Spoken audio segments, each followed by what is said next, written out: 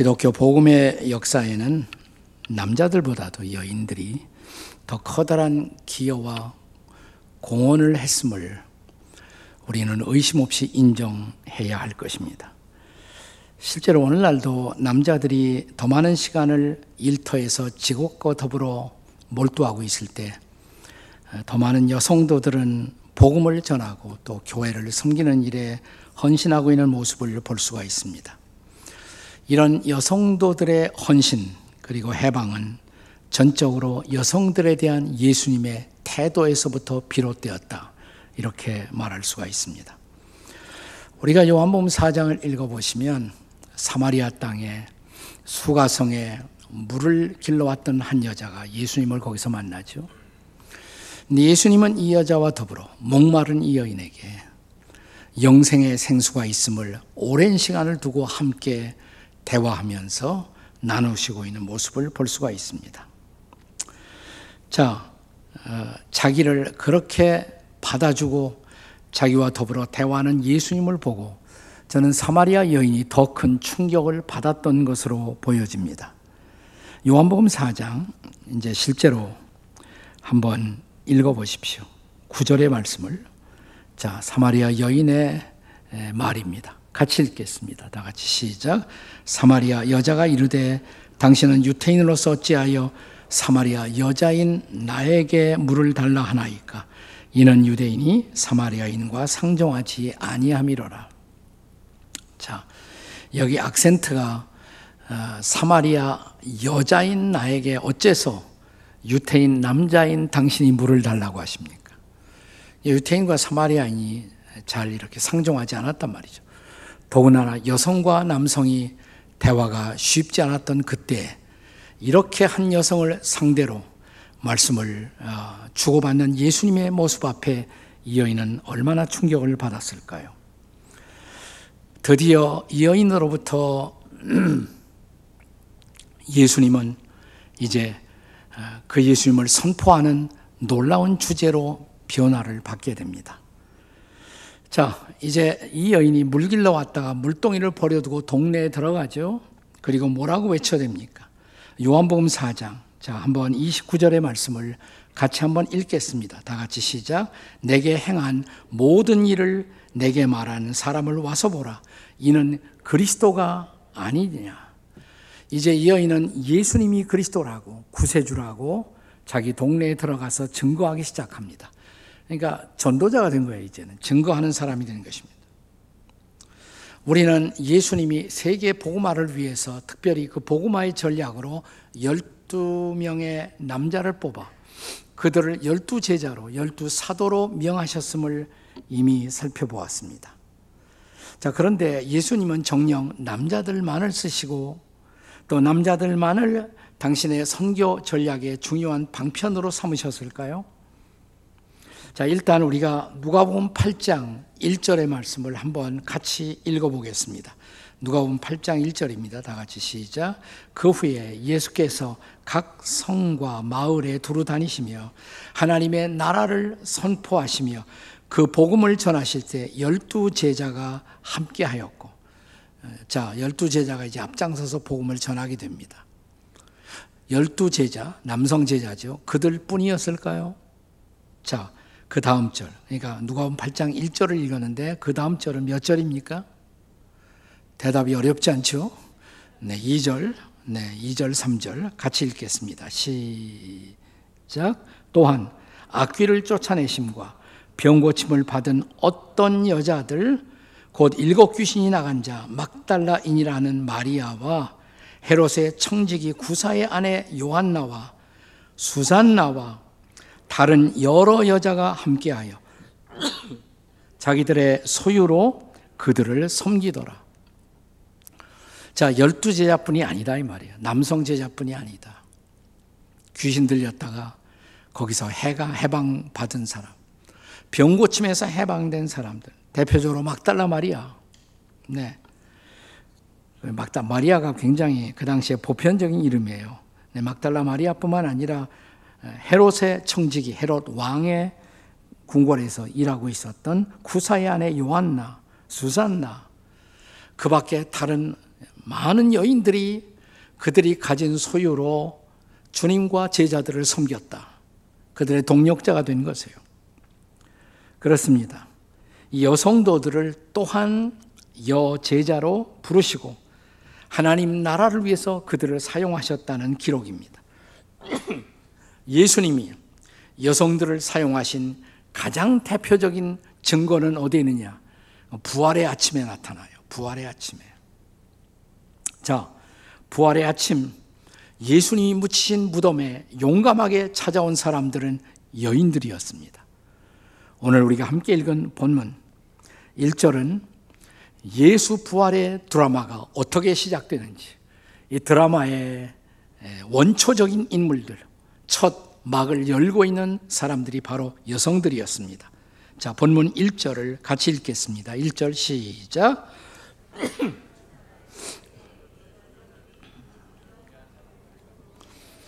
네, 안식 후 첫날, 그러니까 안식일은 유대인들이 항상 토요일이에요. 그 다음 첫날, 지금 우리의 주일이죠. 주일에 새벽에 여인들이 준비한 향품을 가지고 어디에 왔어요? 예수님의 무덤에 찾아왔다는 것입니다. 예수님의 시체지만 거기에 향품을 발라드리려고 찾아왔던 여인들. 여기서 부활의 드라마는 시작됩니다. 그리고 거기서 끝나는 것이 아니라 바로 그 여인들이 부활의 첫 번째 증언자로 나타나는 모습을 볼 수가 있습니다. 본문의 9절 10절에 오시면 이제 예수님의 부활을 확인하고 부활의 사실을 알린 사람들이 바로 이 여인들이었음을 우리는 볼 수가 있습니다.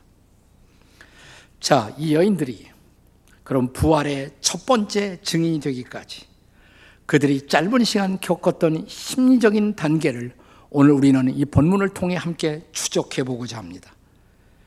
그것은 우리도 이 여인들처럼 부활의 증인이 되기 위해서입니다.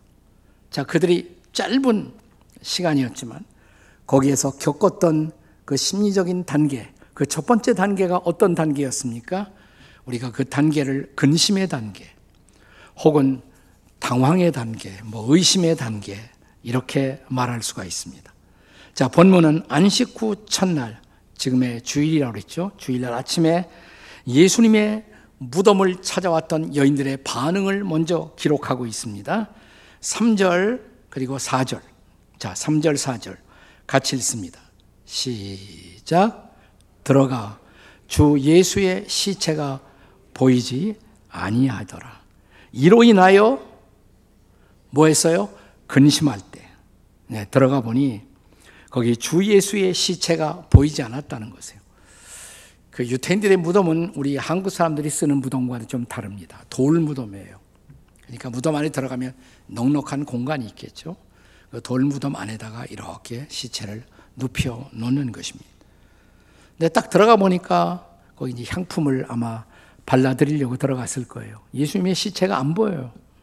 무덤 문은 열려 있고 예수님의 몸은 보이지 않고. 근데 그들이 근심했다 그랬습니다. 근데 근심했다는 말이 자, 히라보로는 아포리아라는 단어로 되어 있는데, 자, 이 말을 영어로 번역하면서 소위 NIV, 영어 성경으로 제일 많이 요즘 읽혀지는 성경인데, NIV 번역에 보면 wondering 했다, 궁금했다, 의심했다, 이렇게 번역할 수가 있겠죠. 근데 킹 제임스 버전, 가장 권위 있는 오래 읽어온 킹 제임스 버전에는 이 단어를 perplexing 그랬어요. perplexing, 당황함이라고 번역할 수가 있겠죠. 우리 현대어로 우리가 자주 읽게 되는 우리 메시지 성경에 보면 이 대목을 그들은 어찌된 영문인지 몰라 당황했다, 이렇게 번역하고 있습니다. 대부분의 현대역들, 또 표준 세번역에도 당황이라는 단어로 번역하고 있는 것을 볼 수가 있습니다. 자, 왜 당황했을까요? 예수님의 시체가 없어졌으니까 아마 즉각적으로 떠오르는 생각, 누가 예수님의 시체를 훔쳐간 것 아닐까? 네, 이걸 도적설이라고 그래요. 아마 그렇게 생각할 수도 있습니다. 그러나 도둑질할 수 없는 그런 상황이죠.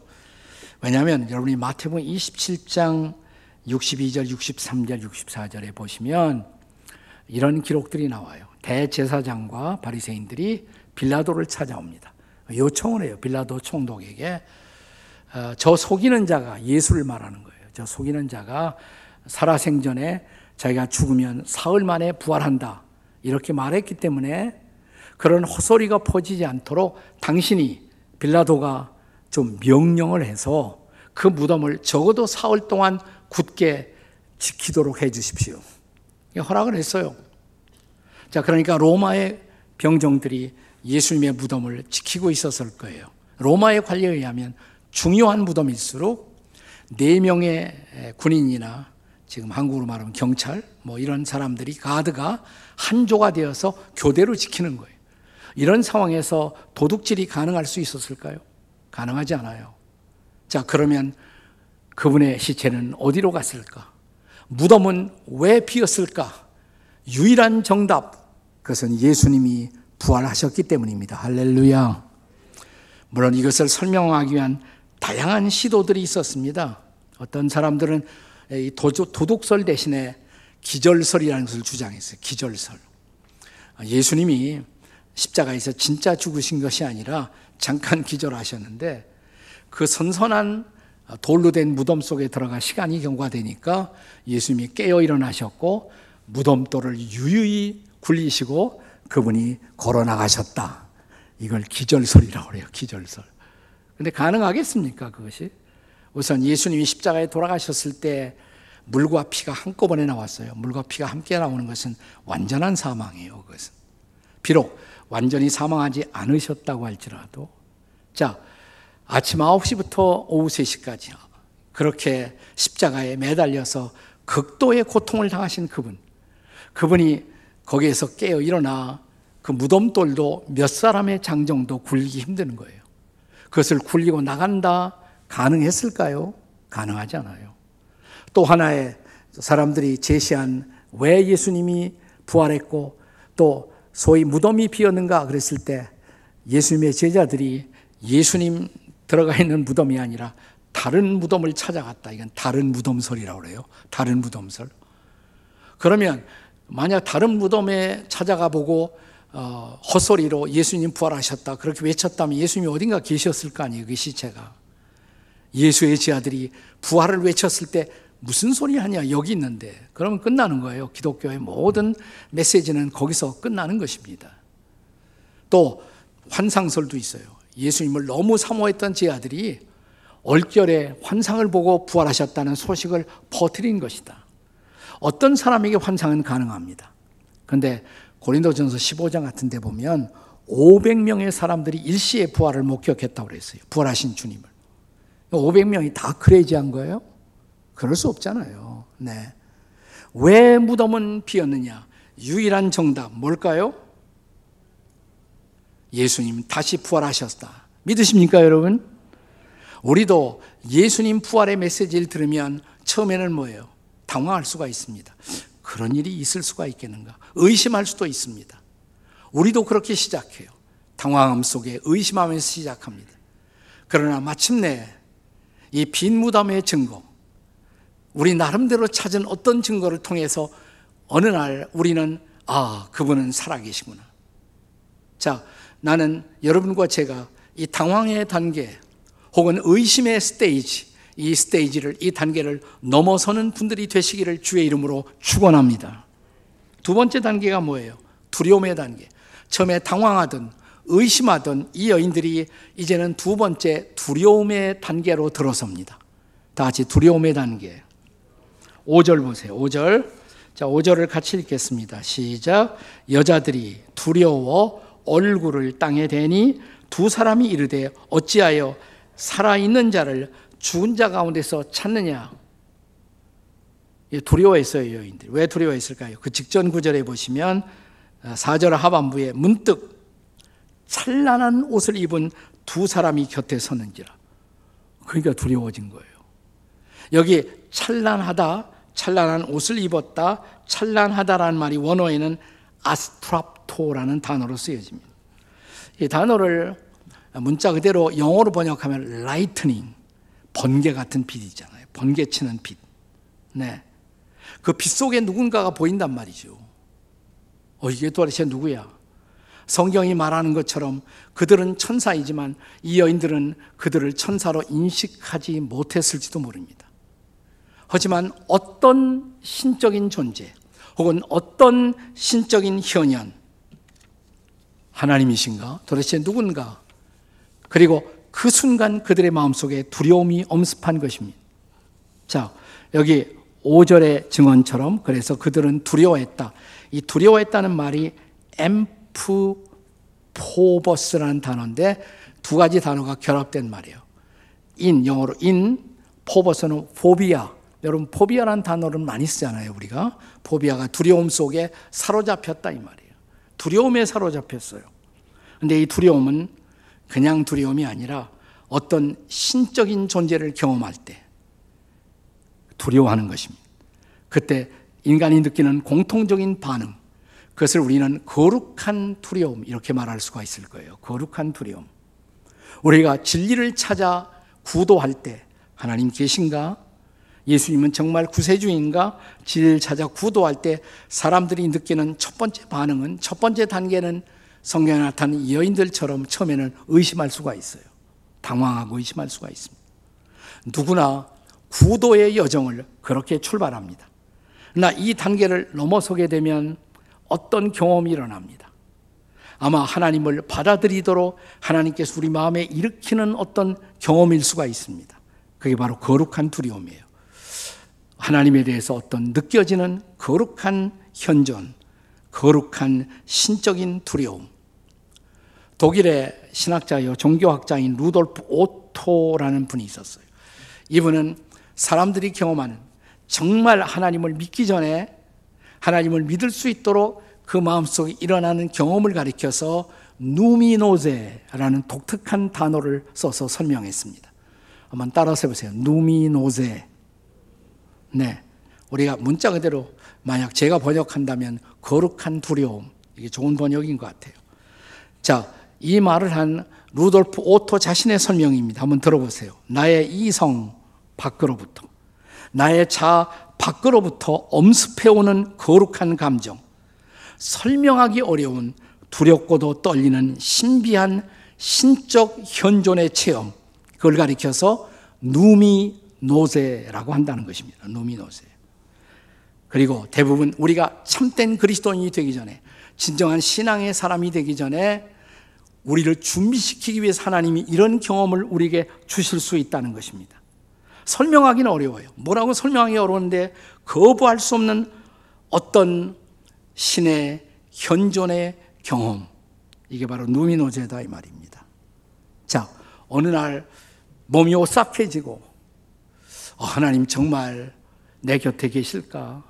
그분 찾아오시나? 내 마음속에 이런 거룩한 두려움이 일어나거든. 여러분 준비하세요. 준비하세요. 이제 당신이 하나님을 만날 때가 된 것입니다. 이게 바로 거룩한 누미노제예요. 두려움의 단계. 이 두려움을 경험합니다. 이제 두 번째 단계를 지나서 세 번째로 부활의 아침에 여인들이 경험한 세 번째 단계를 우리는 기억의 단계라고 말할 수가 있습니다. 다 같이 기억의 단계.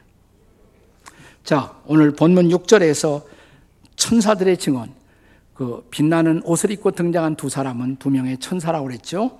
자, 그들의 증언입니다. 다 같이 읽겠습니다. 시작. 여기 계시지 않고 살아나셨느니라.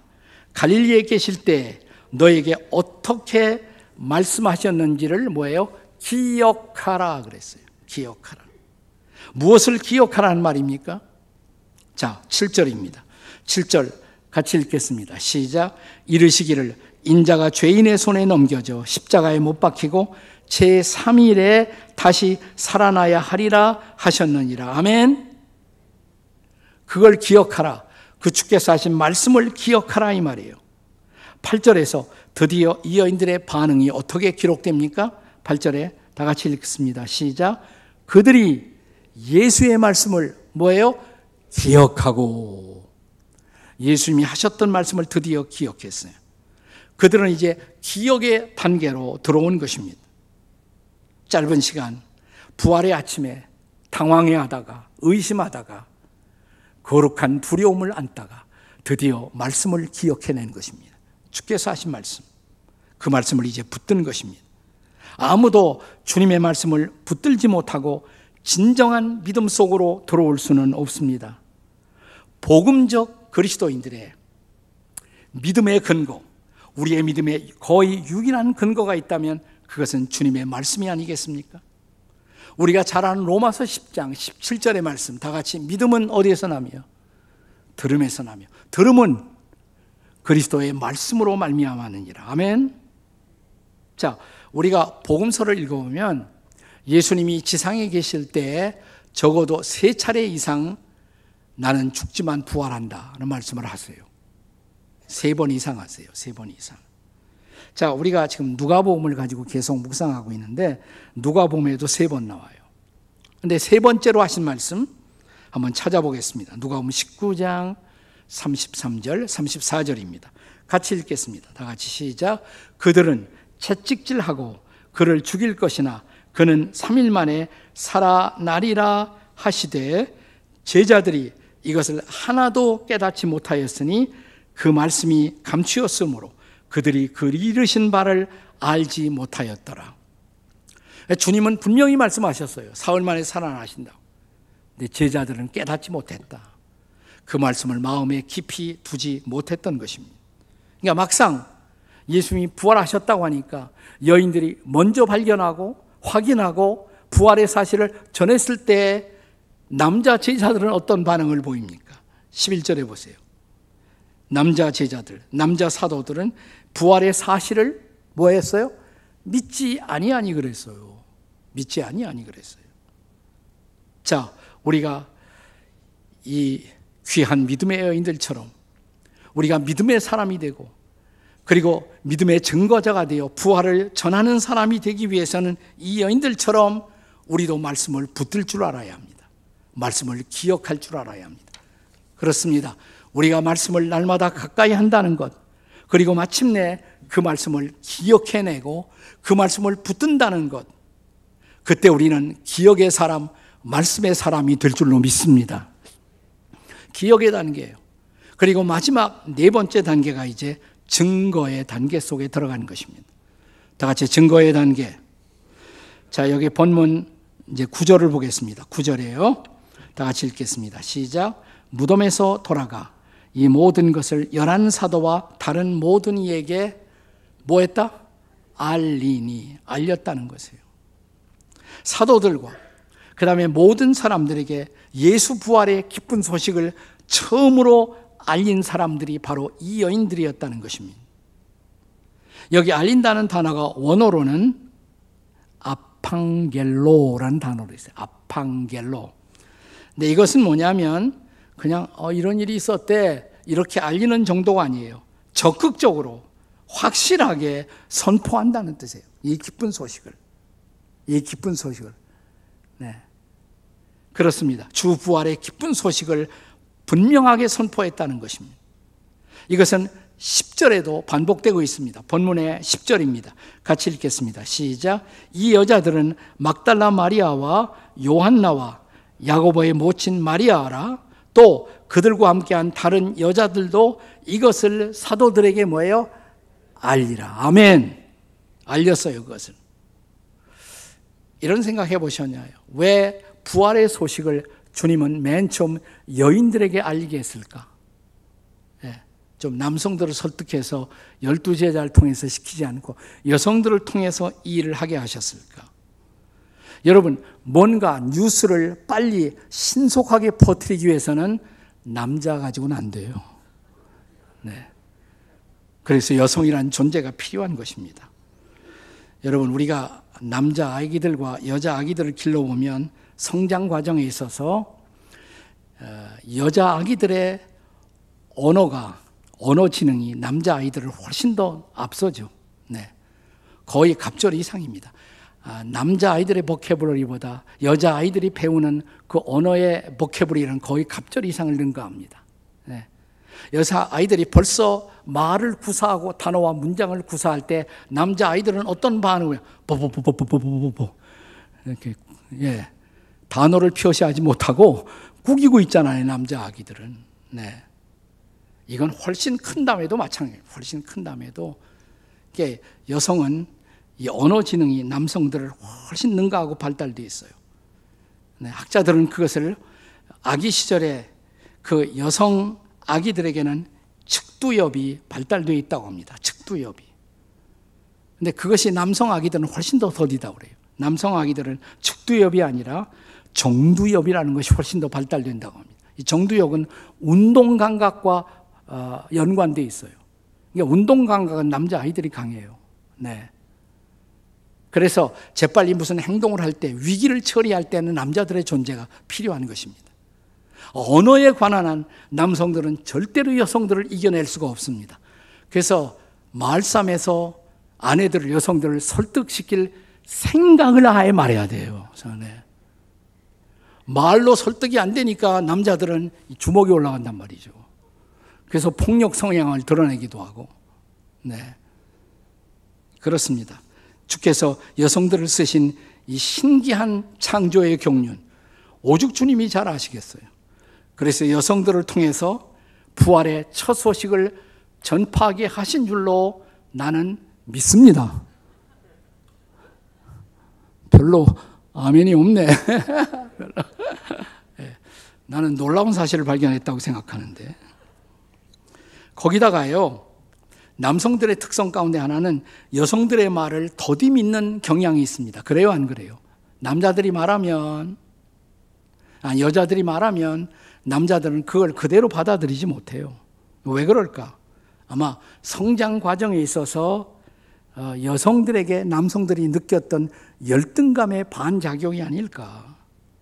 항상 여자들에게 말로 지다 보니까 여성들이 말을 하면 안 믿어. 혹은 더디 믿거나. 자, 이런 특성이 본문에도 분명히 나타나 있단 말이죠. 자, 여기 누가복음 24장 11절 보세요. 다 같이 읽겠습니다. 시작. 사도들은 그들의 말이 허탄한 듯이 들려 믿지 아니하니. 여성들의 말을 허탄하게 생각하고 믿지 않았다는 거예요. 처음에는 안 믿었다는 것입니다. 나 그 다음 절에 베드로가 이제 무덤에 들어가서 자기 눈으로 확인을 합니다. 그리고 비로소 이제 베드로가 그리고 다른 남성 사도들이 부활을 증언하는 증언의 자리에 동참하게 됩니다. 부활의 위대한 소식에 관한 우리 남성들은 여성들에게 빚지고 있습니다. 지금도 복음이 전해지는 과정에, 예수 그리스도의 복음이 전해지는 과정에서 얼마나 많은 여성들이 눈부시게 주님 앞에 쓰임을 받고 있습니까? 지상명령의 성취를 위해서요. 자, 그러나 중요한 것은 결국 우리가 증인의 자리에 설 수가 있느냐. 증인이 된다는 거 사실 어려운 것은 아니에요. 증인은 본대로 느낀 대로 말하면 증인이잖아요. 내가 예수님을 경험한 대로 말하면 돼요. 그것이 증인이에요.